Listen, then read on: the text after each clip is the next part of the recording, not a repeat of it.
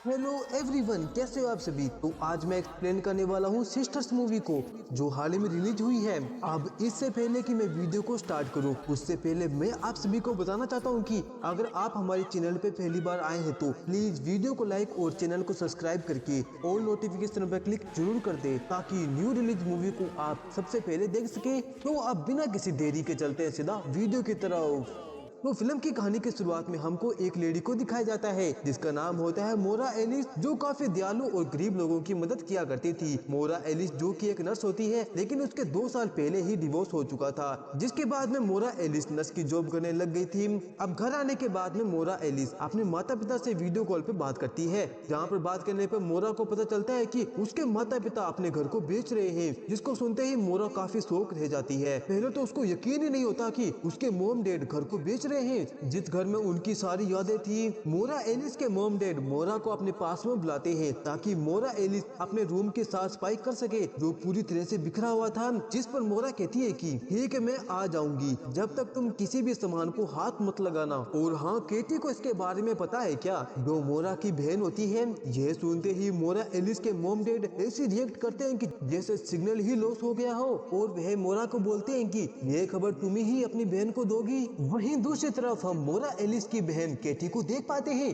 जो एक professional barber होती है, जिस कारण उसको सैलून से निकाल दिया जाता है। इसलिए केटी अपने किराए के घर में ही सैलून का काम करने लग गई थी। तभी हम उसकी बेटी हेली को देख पाते हैं, जो समर वेकेशन से घर पे आ गई थी। लेकिन हेली को ये जैसे पता चलता है कि उसकी मोम अपनी जिम्मेदारियां नहीं उठा रही है, वह एक जगह पे टिक के काम नहीं करती है और घर को ही सैलून बना दिया है। उनके बीच में झगड़ा स्टार्ट हो जाता है, जिस वजह से हेली अपने मोम को बिना बताए अपने फ्रेंड के घर पे चली जाती है। अब इस चीज से परेशान होकर मकान मालिक भी केटी को रूम खाली करने को कहती है, जिसको सुनते ही केटी शौक रह जाती है और बोलती है कि जगह कोई पेड़ पे उगती है क्या, मैं अपने बेटे को क्या बताऊंगी। तभी केटी को मोरा यानी कि उसकी बहन की कॉल आ जाती है, जो बताती है कि मोम और डैड ने हम दोनों को घर पे बुलाया है, लेकिन वो ये नहीं बताती है कि उनके पेरेंट्स घर को बेचने वाले हैं। जिस पर केटी बोलती है कि मेरे पास में पैसे नहीं है, जिस पर मोरा बोलती है कि चलो ठीक है, देखो मैं तुमको फ्लाइट टिकट के पैसे भेज दूंगी, तुम फौरन ही ओरलैंडो आ जाओ ना यार, मोम डैड करेंगे काम और हम करेंगे आराम। जिसको सुनते ही केटी बोलती है कि वाह क्या आइडिया है।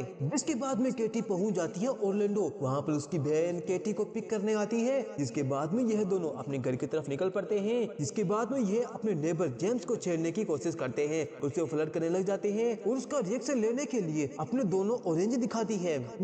अब यह दोनों अपने घर पे जैसे ही पहुंचते हैं, दोनों बहनी शौक रह जाती है, क्योंकि उनके फादर ने घर को बेच दिया था, बल्कि उनके पेरेंट्स ने यह कहा था कि हम घर को बेचने वाले हैं। अब ये जैसे ही केटी को पता चलती है, वे पूरी तरह से पगला जाती है, क्योंकि वे अपनी बेटी के साथ में यहाँ पे शिफ्ट होना चाहती थी। उसके सारे अनुमानों पे पानी फिर गया था। जिसके बाद में यह दोनों अपने मॉम डैड के पास में जाते हैं, जो होटल में रहा करते थे। जिसके बाद में केटी अपने मॉम डैड के ऊपर राशन पानी लेकर चढ़ जाते हैं। इसी वजह से तो केटी के मॉम डैड केटी को ये सब नहीं बता रहे थे। जिस पर उनके फादर बोलते हैं कि हमने यह घर बेच दिया है, तुमको बिना पता लगे। अगर यह तुमको पता चल जाता तो तुम घर को बेचने के लिए बिल्कुल भी तैयार नहीं होती। जिसको सुनने के बाद में दोनों बहनें ही उदास हो जाती है। फिर जिसके बाद में यह दोनों बहनें अपने पुराने वाले घर पे आ जाती है, जहाँ पर जाने के बाद में यह दोनों मिलकर अपने सामान को ठीक करने लग जाती है। उनका रूम पूरी तरह से बिखरा हुआ था। यह दोनों मस्ती करते हुए अपने रूम की साफ सफाई करते हैं। अब साफ सफाई करते हुए उनको अपनी जवानी की डायरी मिल जाती है, जिसमें उनकी सब बातें लिखी हुई थी।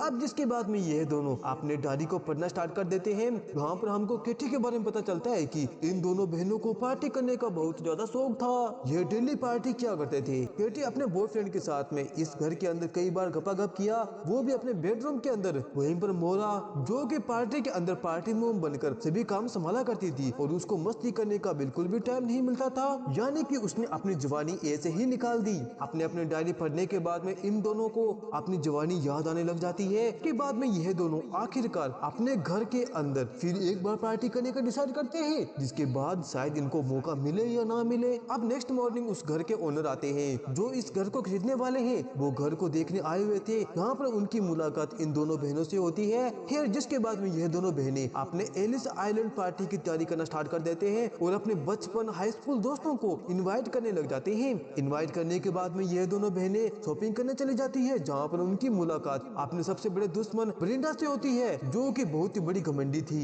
जिसको इन्होंने इनवाइट नहीं किया था। क्योंकि एक बार पार्टी के दौरान बरिंडा ने पुलिस वालों को ही बुला लिया था, जिस वजह से इनको कोई भी पार्टी में नहीं बुलाता। फिर जिसके बाद में ये दोनों मिलकर पार्टी का पूरा बंदोबस्त करने लग जाते हैं। अब ये दोनों एक शॉप पर जाकर अपने ड्रेस चॉइस करने लग जाते हैं। तभी केटी को उसकी बेटी का कॉल आ जाता है। अब यह देखकर मोरा केटी से फोन ले लेती है और बात करने लग जाती है और उसको ड्रेस ट्राई करने को बोलती है। दोस्तों यहाँ पर हमको पता चलता है कि दरअसल इन दोनों माँ बेटी की बिल्कुल भी नहीं बना करती थी, इसलिए हेली अपने मौसी के यहाँ यानी कि मोरा के यहाँ पर रहा करती थी, जो उसकी मोम को बिल्कुल भी पसंद नहीं थी, क्योंकि हेली की मोम को ये सब पसंद नहीं था। जिसके बाद में मोरा हेली को बोलती है यहाँ पर आने को, ताकि उनके बीच में दूरियां कम हो सके। अब शॉपिंग करने के बाद में ये दोनों अपने नेबर यानी कि जेम्स के घर पे जाते हैं, जिसके साथ में इन्होंने लास्ट बार मजाक किया था अपने संतरे दिखा के, जहाँ पर मोरा जेम्स को पार्टी के लिए इनवाइट करती है, क्योंकि वह उसे कहीं न कहीं पसंद करने लग गई थी। इसलिए अब घर आने के बाद में मोरा अपनी बहन केटी को बोलती है कि मैं तुम्हारे लिए एक ऑफर लेके आई हूँ, जिसमें तुमको मैं लोन दूंगी और वो तुमको वापस नहीं करना है,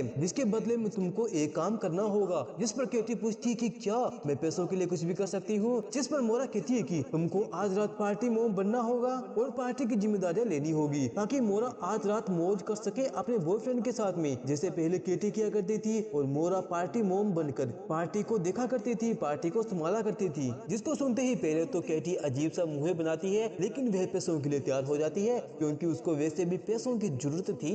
फिर अब रात को मोरा, एलिस और केटी के फ्रेंड घर पे आ जाते हैं पार्टी करने के लिए। जिसके बाद में यहाँ पर एक घासू पार्टी होने लग जाती है, लेकिन वैसी फीलिंग नहीं आ रही थी जैसे कि ये जवानी में किया करते थे। वहीं दूसरी तरफ हम केटी के दुश्मन बरिंडा को देख पाते हैं, जिसको ये जैसे पता चलता है कि मोरा और उसकी बहन केटी ने पार्टी का बंदोबस्त किया है और उनको बुलाया नहीं, उनको बहुत ही बुरा लगता है। लेकिन अब तक ये पूरे पूरे ढीठ हो चुके थे। जिसके बाद में यह बिना बुलाए पार्टी के अंदर चले जाते हैं और वहाँ पर जाकर जेम्स के साथ में फ्लर्ट करने लग जाती है। तभी उसको केटी देख लेती है और उसको धक्के मारकर वहाँ से निकाल देती है। अब अपने इंसल्ट का बदला लेने के लिए बरिंडा पुलिस को कॉल कर देती है और कंप्लेन कर देती है कि यहाँ पर पार्टी हो रही है नशेड़ियों की। वहीं पर पार्टी के अंदर केटी का दोस्त डेव, जो कि अपने फ्रेंड को लेके आता है, जो एक ड्रग डीलर होता है, और वह ड्रग लेके आया था ताकि उनको पहले जैसे फीलिंग आ सके। दरअसल केटी ने ही इसको बुलाया होता है। इस पार्टी में इनको मजा नहीं आ रहा था, जैसे कि यह लोग पहले किया करते थे। फिर अब ड्रग लेने के बाद में ये दोनों बहनें ड्रग को ड्रिंक और खाने में मिला देती है। अब जिसके बाद में इनकी बहुत ही दासू पार्टी होती है, जो काफी कमाल की थी। इसी बीच मोरा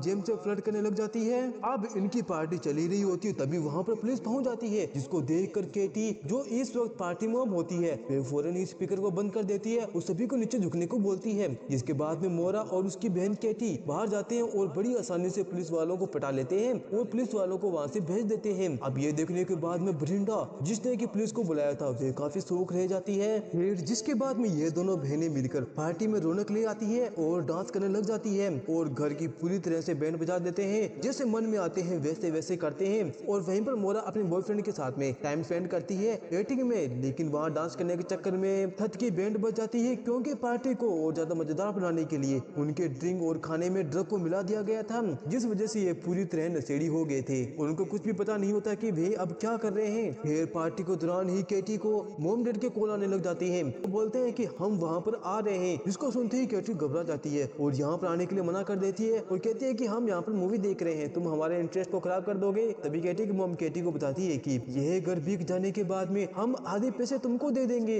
और बाकी पैसों से हम एक नया घर खरीद लेंगे और अपने शेयर को मोरा को दे देंगे। को सुनकर केटी बहुत ज्यादा खुश हो जाती है, क्योंकि उसके सभी परेशानी खत्म हो सकती है अगर ऐसा हुआ तो। फिर अब केटी पार्टी को बंद कराने के लिए बाहर जैसे ही आती है, बिल्कुल ही शौक रह जाती है, क्योंकि पूरा घर और दीवारों पर केटी और मोरा के फ्रेंड ने अपने छाप छोड़ दिए होते हैं, जैसे कि ये पहले किया करते थे। अब मौका पाकर केटी फौरन ही पार्टी को बंद करने को कहती है, लेकिन उसकी बात कोई भी नहीं मानता और पार्टी चलती ही जाती है। अब इस चीज से परेशान होकर केटी पुलिस वालों को फोन करके बुला लेती है, लेकिन मोरा पुलिस वालों को अच्छी तरह से हैंडल कर लेती है, क्योंकि वह उसका कॉलेज दोस्त था। जिसके बाद में उस घर के अंदर पार्टी होने लग जाती है। इन सभी से परेशान होकर केटी भी ड्रिंक करने लग जाती है, क्योंकि उसके सारे अरमानों पे पानी फिर चुका था। ऐसी कंडीशन में घर को कौन खरीदेगा।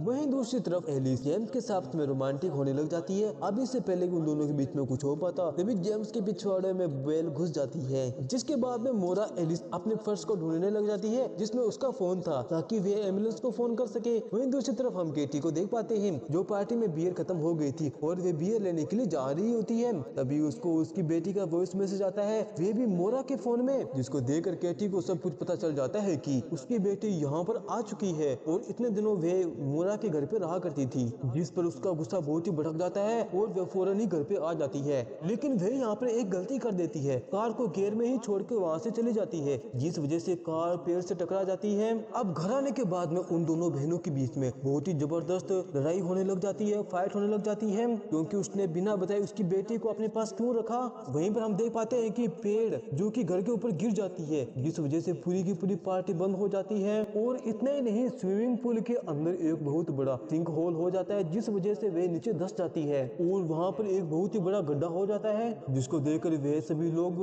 शौक रह जाते हैं। अभी वहाँ पर मोरा के मॉम डैड और केली की बेटी आ जाती है, जो अपने घर को देखकर बहुत शौक रह जाते हैं कि ये घर का हालत क्या कर दिया, जिस पर वे उन दोनों पे बहुत ही गुस्सा करते हैं। वहीं पर केली की बेटी अपनी मोम की ये हालत देखती है, वे उदास हो जाती है कि मेरी मोम ऐसी है, मेरी मोम नहीं सुधरने वाली, पता नहीं अपनी जिम्मेदारियां कब उठाएगी। अब गुस्से में जाते हुए तभी केली का पैर फिसल जाता है और वे सिंक होल में गिर जाती है। अब इससे पहले कि वे डूब पाती तभी केटी जंप कर जाती है और सही सलामत अपनी बेटी को बचा लेती है। इसी बीच हम केटी के एक और दोस्त को देख पाते हैं, जो इस चीज का मौका का फायदा उठा लेता है, जिसके बाद में वे अपनी बेटी को सही सलामत बाहर निकाल लेती है। अब जिसके बाद में सभी अपने अपने घर पे चले जाते हैं। अब सीन शिफ्ट होता है नेक्स्ट डे, जहाँ पर इन दोनों को पनिश किया जाता है और घर की साफ सफाई करने लग जाती है। इसी बीच मोरा और जेम्स एक हो जाते हैं। अब जिसके बाद हमको 4 महीने बाद का सीन दिखाया जाता है, जब क्रिसमस पार्टी आ चुकी थी। वहाँ पर केटी ने खुद का एक पार्लर खोल लिया था। मोरा और जेम्स ने शादी कर ली होती है, जिसके बाद में मोरा और केटी लास्ट बार अपनी मोम के घर पे डांस करते हैं, वो क्रिसमस पार्टी की। और इसी के साथ ये प्यारी सी मूवी यहीं पर समाप्त हो जाती है। दोस्तों, आपको ये मूवी कैसी लगी लाइक और कमेंट करके मुझे जरूर बताना। जब तक मिलते हैं अगली वीडियो में, जब तक के लिए बाय बाय।